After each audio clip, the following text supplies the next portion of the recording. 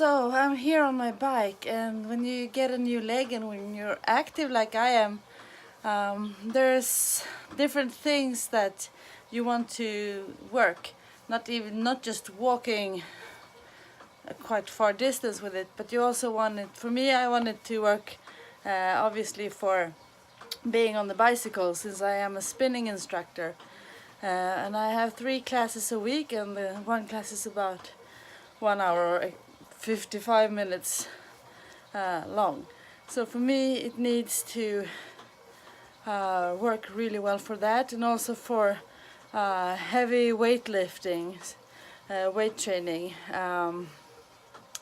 I can't go as low as I would like doing squats, and there is some movements where I think it's difficult to maintain a good balance, like if you do lunges, but it works quite well.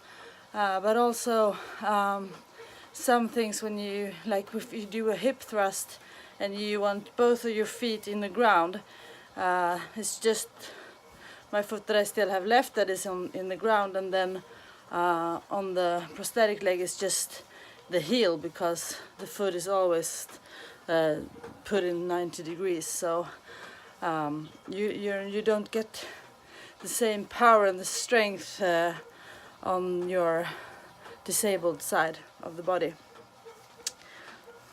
So this is not a professional bicycle for spinning. I'm out at my parents' summer house and I bought a bike, but when I have my spinning classes, obviously the bicycles that I am on are much more professional. So this is the leg with the prosthetic leg, and I'm going to try to show you. When you bend your knee, you don't want it, you can't have it all the way up. So here's my other prosthetic leg that I've been having for 6 months now, and it works really well. But this is the front where the knee is in, and this is the back. So when you bend your knee, you can't have it all the way up, because then you won't be able to bend it. So you need to lower it a bit, but when you lower it, sometimes if you lower it too much, a skin flap comes in between here, and rubbing and sweating, usually for me, causes too much friction, and I can get like a wound, or quite painful wound, because in the back I still have my original skin, so I have all of my sensation and feeling left there. So if I get a wound in the back, it's painful. So, but you know, you can't lower it too much, but you need to lower it slightly. So that's what we are trying to do at the moment, just evaluate this new leg that I have. I showed you a previous video of me when I was walking and I was trying to jump and run with this new leg that I have, and now it's been a couple of weeks, and walking is better and better. It still feels, after maybe 30-40 minutes, I start to get like a numbing sensation, you know, when you don't get enough blood to a body part, and you get that tingling sensation. It's not very painful, but it's very uncomfortable, and that's the feeling that I usually have, and that's also always the feeling that I get that forces me to sit down and take a rest. Usually it's enough to just sit down for 5 minutes, and then you can walk a bit of a distance again. But obviously I want to walk as much as possible without stopping and without sitting down. But now I haven't been wearing this new leg for about a week now, so it feels like I'm kind of starting over again. But now this week and the next week I'm gonna try to use it for more other activities, such as riding a bike and also working out. but I thought it would be too high of a rise in the back, but actually it feels really good. I don't want to have it when I'm having a spinning class because it doesn't have any cosmetics on, and the people that go on my spinning classes, they don't know that I'm amputated. It's not something that I'm embarrassed about, but I think that it just would take unnecessary focus from me being like a professional spinning instructor. That's what I want to be viewed as during my classes. So like I said, this bike is not a professional spinning bike that I would have when I'm working as a spinning instructor back home, but it still has pretty much the same features. On a regular exercise bike, you can't really stand up and pedal at the same time because you need that drive that pushes forward.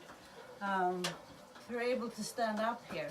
So I mean, this in spinning you have 3 different positions, and this would be the first position where you just kind of sit down and try to relax your arms. And then you have the second position where you stand up. So as you see here, I mean, I have a really good stability. This is my prosthetic leg. So this is what you would call the second position.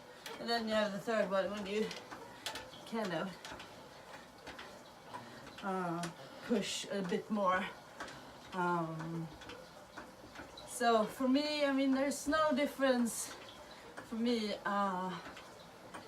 as an amputee before the accident and after the accident. It's pretty much the same for me. I think it's more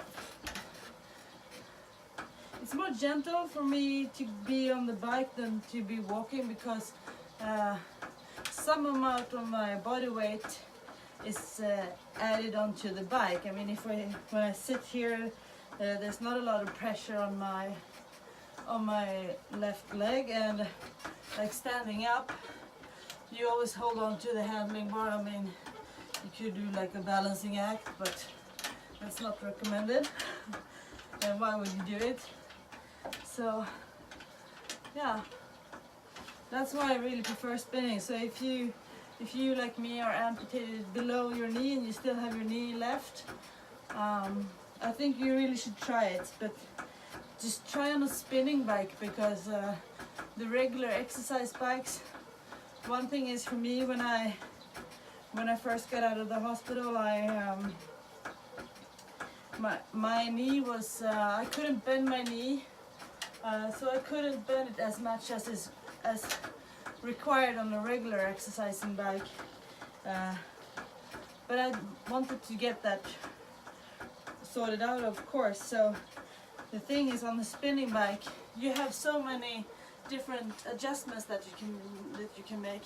You can push the saddle, you can push it back, and if you push the saddle back, the bend in your knee will not be as big as if you are sitting just over your feet, because then you have to bend your knee more than 90 degrees. You have to bend it like maybe 120, 130, 40 degrees. But if you have a problem with a stiff knee and the difficulty to bend it, just have a slightly higher saddle and then just push the seat back as far as you can, and try with that. And then gradually, when you do your biking exercise, it will soften your knee, so it will become more and more bendable or flexible. So that's what I started with, and then maybe after a couple of months, I pushed my saddle more closer to the steering handling bar, but I still have it quite far pushed back. I don't know, I just feel comfortable like this. So yeah, that's it from the bike. I hope you have enjoyed this video, and as usual, if you have any questions, or if you live in Sweden, you want to come to my spinning classes, just comment below and I will reply as per usual. It's a very nice summer's day here in Sweden, and I wish you a really, really nice day. So take care of each other.